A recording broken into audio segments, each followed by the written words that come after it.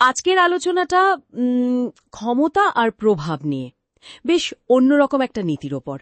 আমরা তো ভাবি ভালো যুক্তি দিলেই বুঝি জেতা যায়, কিন্তু রবার্ট গ্রিনের 48 লজ অফ পাওয়ার ওই বিখ্যাত বইটা, সেখানে আইন নম্বর 9 বলছে একদম উল্টো কথা। বলছে কাজের মাধ্যমে যেত, যুক্তির মাধ্যমে নয়। তো এই ব্যাপারটা একটু খুলে দেখা যাক, কি বলেন? কেন কাজকে এত গুরুত্ব দেওয়া হচ্ছে? ঠিক তাই, ব্যাপারটা বেশ ইন্টারেস্টিং। ক্ষমতা অর্জনের খেলায় কর্মকে যুক্তির চেয়ে এগিয়ে রাখা হচ্ছে। উৎসটা বলছে, ধরুন আপনি তর্কে জিতলেন, হয়তো ভালো লাগলো কিছুক্ষণের জন্য, কিন্তু প্রায়শই কি হয়, যার সাথে তর্ক করলেন তার মনে একটা বিরক্তি বা একটা ক্ষোভ তৈরি হয়ে যায়। হ্যাঁ, সেটা ঠিক। জেতার পরেও সম্পর্কটা হয়তো তেতো হয়ে গেল। একদম। কিন্তু যখন আপনার কাজ, আপনার সাফল্য কথা বলে, তখন লোকে সেটা দেখতে পায়, আর তার মাধ্যমে যে সম্মান বা প্রভাবটা আসে সেটা অনেক বেশি পোক্ত হয়, স্বাভাবিকভাবে আসে। আচ্ছা, তার মূল ভাবনাটা হলো, যদি ক্ষমতা চান, প্রভাব চান, তাহলে কথায় নয়, কাজে প্রমাণ দিন। উৎসটা তো এটাও বলছে যে তর্ক বা যুক্তি দিয়ে অনেক সময় শুধু সময় নষ্ট হয়, অন্যদের বিরক্ত করা হয়। হ্যাঁ, আর মূল যে লক্ষ্য, সেখান থেকেও ফোকাসটা সরে যেতে পারে।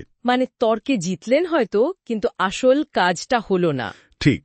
লেখক বলছেন, তর্কে জিতে আপনি হয়তো নিজের বুদ্ধি বা জ্ঞান জাহির করলেন, কিন্তু তাতে যে অন্যরা আপনার পক্ষে আসবেই তার কোনো গ্যারান্টি নেই। আসলে উল্টোটাও হতে পারে। এই বিষয়টা বোঝানোর জন্য উৎসটা একটা দারুণ উদাহরণ দিয়েছে, সক্রেটিসের। সক্রেটিস, মহান দার্শনিক। হ্যাঁ, কিন্তু বইটাতে যেভাবে দেখানো হয়েছে, তার ওই অবিরাম প্রশ্ন, ওই যুক্তি দিয়ে সব ভেঙে চুরে দেখার চেষ্টা, সেটা নাকি অনেকের ইগোতে খুব আঘাত করেছিল। আচ্ছা। আর তার ফলেই তিনি বেশ কিছু শক্তিশালী শত্রু বানিয়ে ফেলেছিলেন, যার শেষটা তো আমরা জানি, মৃত্যুদণ্ড। বাবা, তার উৎস বলছে অতিরিক্ত যুক্তির কারণেই এমনটা হলো। উৎসটা সেদিকেই ইঙ্গিত করছে। উনি যদি ওনার জ্ঞান বা দর্শনকে অন্যভাবে, ধরুন কোনো কাজের মাধ্যমে প্রতিষ্ঠা করতেন, হয়তো ফলটা অন্যরকম হতে পারত। এটা আসলে দেখাচ্ছে যে শুধু যুক্তির উপর ভরসা করাটা কতটা বিপজ্জনক হতে পারে, অন্তত এই নীতির চোখে। সক্রেটিসের উদাহরণটা শুনে কিন্তু সত্যি মনে হচ্ছে যুক্তির ব্যবহার নিয়ে একটু ভাবা দরকার। কিন্তু তার কি এই যে বিতর্কের কোনো জায়গাই নেই, সবসময় চুপচাপ কাজ করে যেতে হবে? না না, ঠিক তা নয়। উৎস একটা ব্যতিক্রমের কথাও বলেছে, বেশ গুরুত্বপূর্ণ ব্যতিক্রম। ও আচ্ছা, সেটা কি রকম?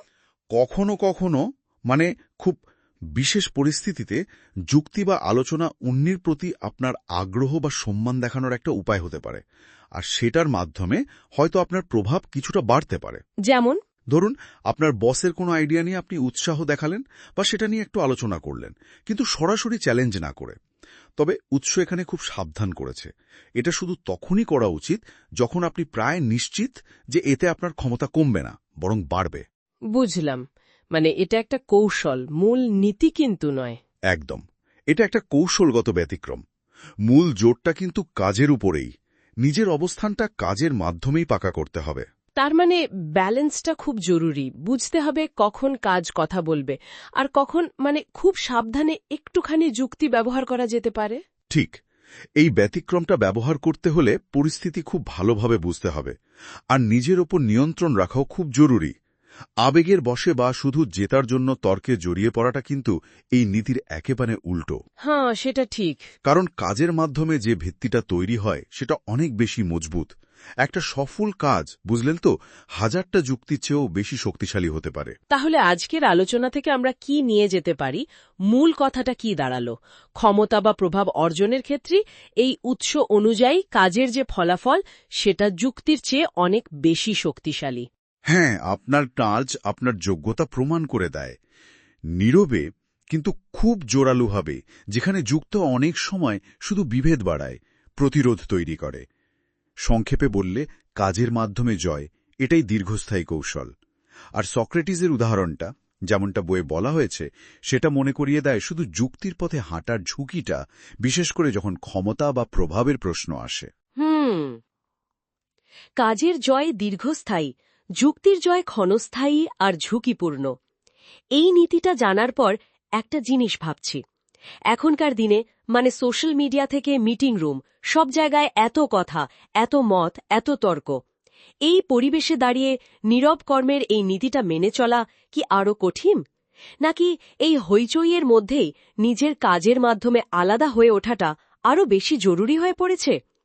ক্ষমতা আর প্রভাবের খেলায় এই নীরব কর্মের শক্তিকে আমরা ঠিক কোথায় রাখব, এটা নিয়ে হয়তো ভাবার সুযোগ রইল।